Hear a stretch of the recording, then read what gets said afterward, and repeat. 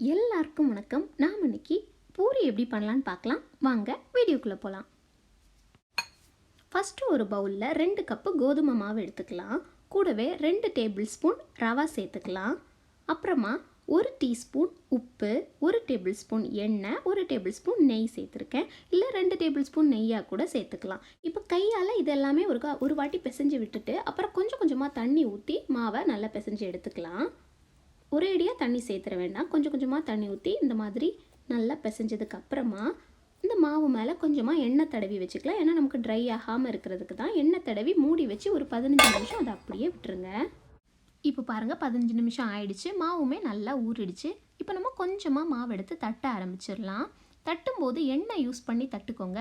இப்போ சப்பாத்திக்கெல்லாம் நம்ம கோதுமை மாவு கொஞ்சம் போட்டு தட்டுவோம்ல, இது நம்ம எண்ணெய் யூஸ் பண்ணி தட்டிக்கலாம். ஏன்னா நம்ம பூரியை எண்ணெயில் போட்டு பொரிச்சு எடுக்கும்போது மாவில் தட்டினோன்னா அந்த பூரியில் ஒட்டி இருக்கிற மாவெல்லாம் எண்ணெய்க்குள்ளே போய் அது எண்ணெய்க்கு அடியில் போய் கருப்பாக செட்டில் ஆகிரும்.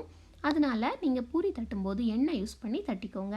இப்போ நான் ரவுண்டாக வெட்டுறதுக்கு ஒரு பாத்திரம் எடுத்திருக்கேன். அதை வச்சு ரவுண்ட் ஷேப்பில் வெட்டி எடுத்துக்கலாம். இப்போ பூரிக்கில் எண்ணெயில் போடும்போது எண்ணெய் நல்லா சூடாக இருக்கணும். நல்லா சூடாக இருந்தால் தான் பூரி போட்ட உடனே அப்படியே உப்பி வரும். அதனால் எண்ணெய் நல்லா சூடாக இருக்கும்போது பூரியை போட்டு எடுங்க. 2 பக்கம் திருப்பி போட்டு பொரிச்சு எடுத்துருங்க. அதே மாதிரி பூரியை எண்ணெயில் போட்ட உடனே இன்னொரு கரண்டி வச்சு அந்த பூரி மேலே எண்ணெயை அப்படி தெளித்து விட்டுட்டே இருங்க. அப்போ நமக்கு நல்லா உப்பி வரும்.